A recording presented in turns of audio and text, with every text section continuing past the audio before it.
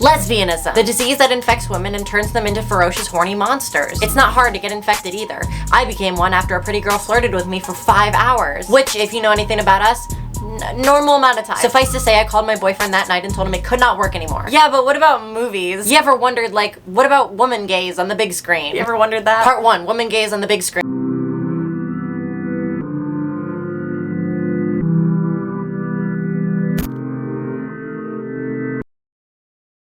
In today's video, I will be taking you through 4 masterpieces of gay cinema and analyzing them through the lens of, you know, somebody who has... spoiler alert for like all 4 of these movies if you haven't seen them. If you're normal, it's probably fine. However, if you are a queer woman and you haven't seen any of these movies, do you not care about your f***ing culture? Part 1, The Perfection. This movie is a cinematic masterpiece. It's absolutely beautiful and I love it so much. I want to give it a fat, big kiss on the movie. This is my favorite film and it is a total fever dream. I describe it like that feeling when you mix heavy medication with alcohol and then you start feeling loopy and then you start seeing bugs on your hand and you cut your own hand off. Oh wait, that's one of the character's perspectives. Logan Browning, previously of Dear White People fame, and Allison Williams from 3 episodes of The Mindy Project, have wonderful chemistry together. I'm so sorry, Allison. That was such a dick move. Okay, so like basically there's this guy and he knows how to play the stick guitar very well. Ooh, look at me, f***ing stick guitar. So naturally he spends a lot of time around little girls.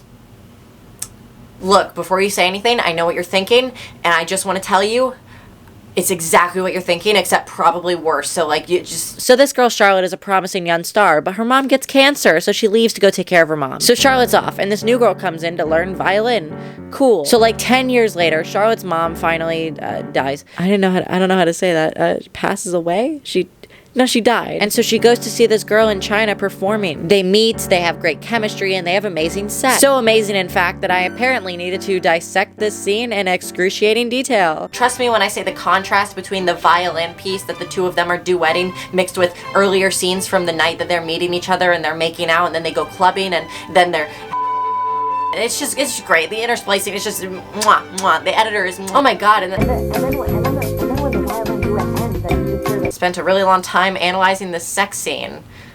This scene is beautiful and legitimately unfathomably incredible, and Spielberg should be f***ing terrified. Thanks, Mia. Anyway, as all 3 of those medias are coming to a climax, Charlotte does both of those things. Comedic genius. That was a terrible joke. I apologize now. Your sins don't count because you can absolve them with a snap of your fingers. Time isn't real. God is a social construct. Okay, so one great thing about gay people, the morning after isn't necessarily this hugely anxiety-provoking event if you were drunk and possibly forgot to use protection because, you know, we can't have babies.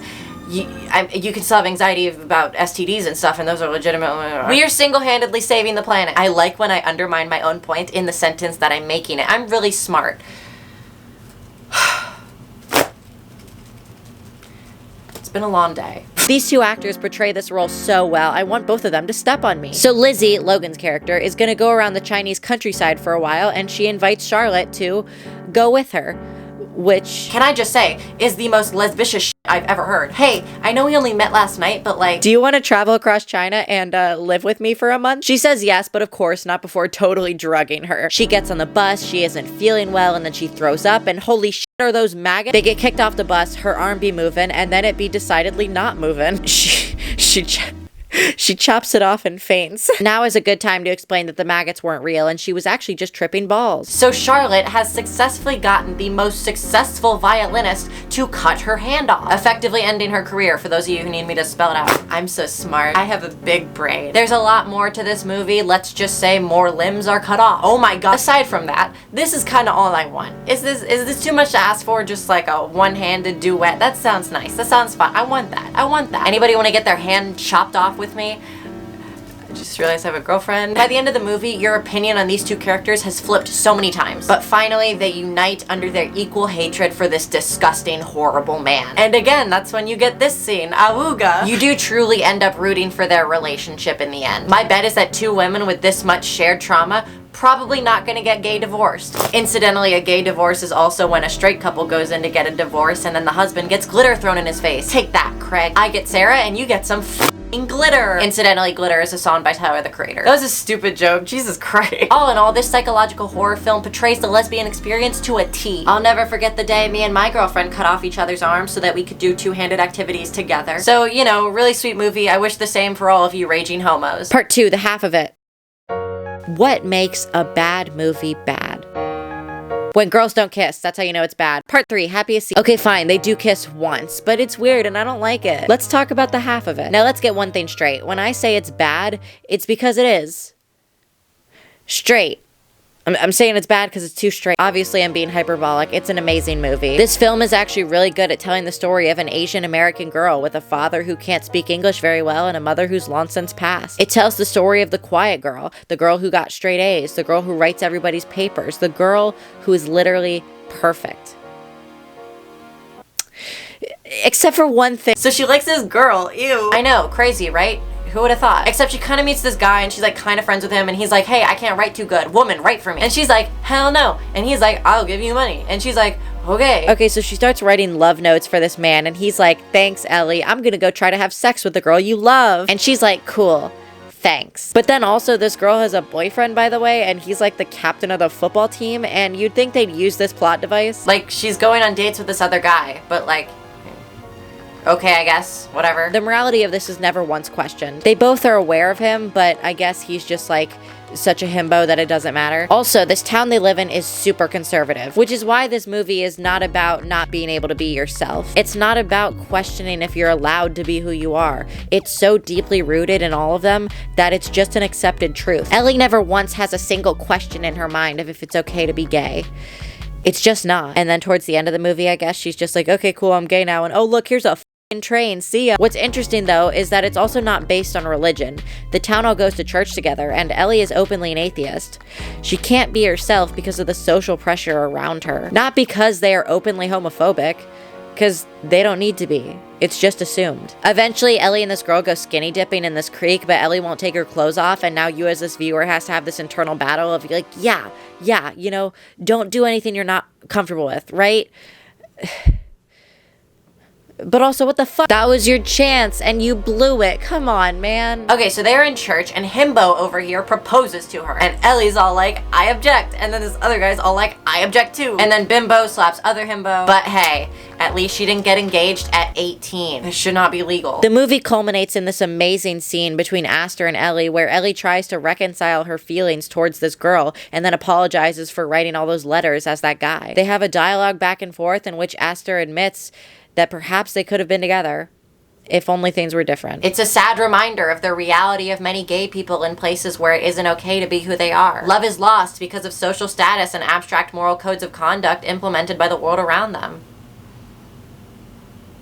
But wait, that's it? They don't have sex and there's no violin orgasm? What's going on here? It's a goddamn cello. Part 3, Happiest Season. Happiest Season is a movie that's near and dear to my heart. I watched it a couple weeks after me and my girlfriend got together, and it was really reassuring to see a movie with the kind of representation it offered. It details the struggle of a family with wealth and power and appearances and deviating from the norm, especially in a society where it's not okay. It's a beautiful and at times heartbreaking love story between two women that is absolutely unrivaled by any other piece of media. But where's the violin orgasm? It brought representation to the eyes of many, and it's absolutely my favorite Christmas movie I've ever seen. This movie is absolutely astonishing, and I definitely cried at many points throughout. Also, Aubrey Plaza and Christian Stewart gay? Can we make that canon? It turns out they are actually both openly bisexual, and I should do more research before I say things. So, Happiest Season. What's going on here? Harper and Abby are gay, and it's Christmas. The end.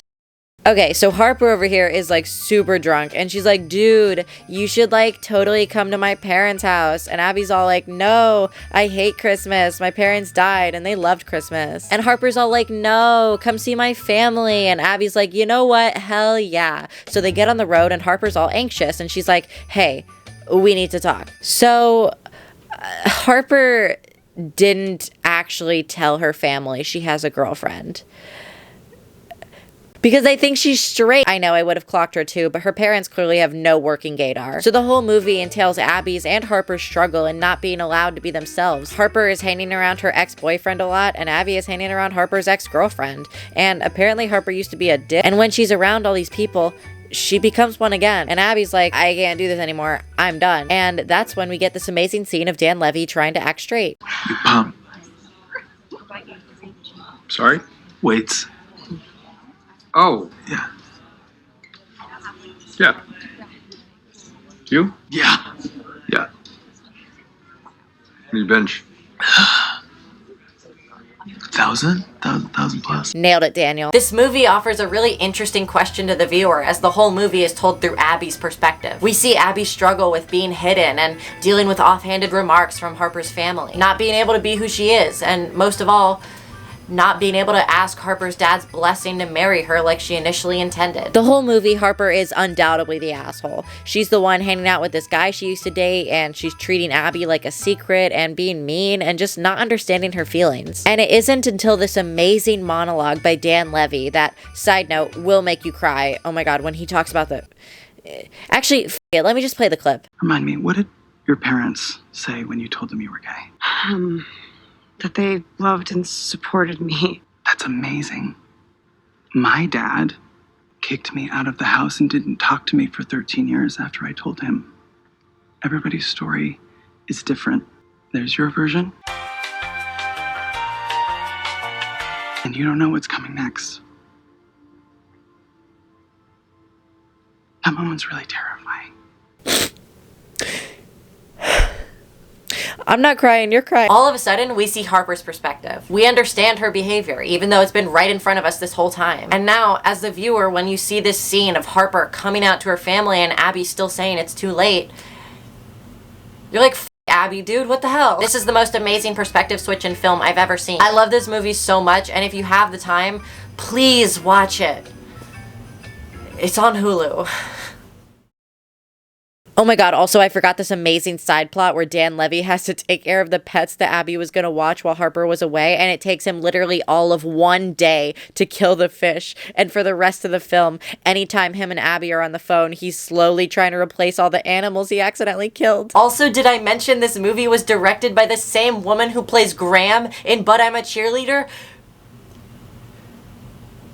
Do you not know But I'm a Cheerleader? Part 4, But I'm a Cheerleader. But I'm a Cheerleader? More like, But I'm a Lesbian. Simply put, But I'm a Cheerleader is the best movie of all time. Hands down, I will be taking no questions. The end. It stars Natasha Lyonne as a budding lesbian who likes women because women's sexy. To be fair, anyone would have thought they were a lesbian if their boyfriend kissed like this. Minus 10 points for form. So they start making out, and she's like, but boobies. Side note, I'm pretty sure these characters are supposed to be underage, so I don't know how I feel about these shots. I assume this movie can just hide behind the defense all high school films do, and that every single senior is inexplicably 18. There's not a single 17-year-old senior. Those don't exist. It turns out the main character is actually 17. Natasha plays the part of a Silver Star lesbo perfectly. Wait, no, she's a Christian. She's Gold Star. Gold Star. And I think it prepared her for her future career when she violently... She plays the extreme lesbian Nikki in Orange is the New Black. Wow, she plays a lot of gay women. Come to think of it, is she gay? What the f? She's dating Fred Armisen? That Fred Armisen? What the hell is this queer baiting bullshit? My whole life is a lie. So Megan is clearly in denial about her sexuality, despite all the signs pointing to total homo. So naturally, as two very normal-looking parents do, they hire a conversion camp to help fix their poor little homosexual daughter. This man runs out of a pink van wearing a shirt that says "Straight is great" on it. No, you cannot make this shit up. Also, did I mention that that's RuPaul? No wonder he turns out to be gay later on. Now I'm an ex-gay, Megan. This movie is a piece of cinema history. So Megan gets sent off to this fantastical camp with strict rules and even stricter gender roles. She's taken through the step-by-step process, quite literally, of how to pray the gay away. Each step getting more and more drastic, as the final test is to have sex with a man. Okay. Well, that one didn't age too well, but this is when we meet Mary and her absolute hunk of a son. Oh my god. You'll never believe it, but he's also very homosexual too. You know, if you couldn't tell that by the everything about it. Step 1, admitting you're homosexual. This is when we get to meet Hillary, and depending on who you are, she's either fine or she's going to annoy the absolute hell out of you. Also, her accent is interesting. Okay. Rise and shine at 7. Breakfast at 8. Group therapy until lunch. This is Graham. You get caught in the throes of sodomy and au revoir. She's everything you want to be in life and more.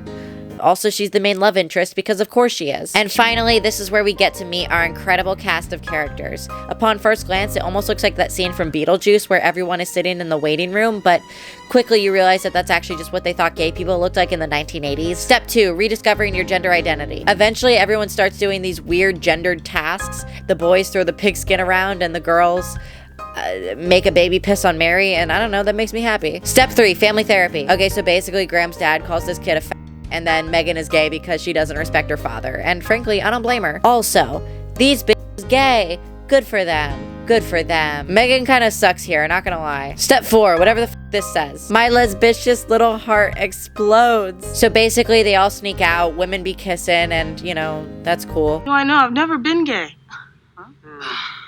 Jan, remember, you were molested. You just take a look at yourself. Holy shit. I'm not as pretty as other girls, but it doesn't make me gay. I mean, I like guys. I can't help it. I just want a big fat wiener up my... Amen, sister. This movie is better than the Titanic. I will be taking no questions. Step 5. Each other. By this point, Megan has escaped and she's living with this gay couple across the street, and she's planning to break her soon-to-be girlfriend out of hetero jail, but not before we get this work of art. Sex is beautiful when it's between a man and a woman. Mom. Jesus Christ. What about foreplay? Oh, foreplay is for sissies. Real men go in, unload, and pull out. Mary is apparently secretly a man. So Megan crashes the hetero ceremony and she's like, Graham, I love you. And Graham's like, oh shit.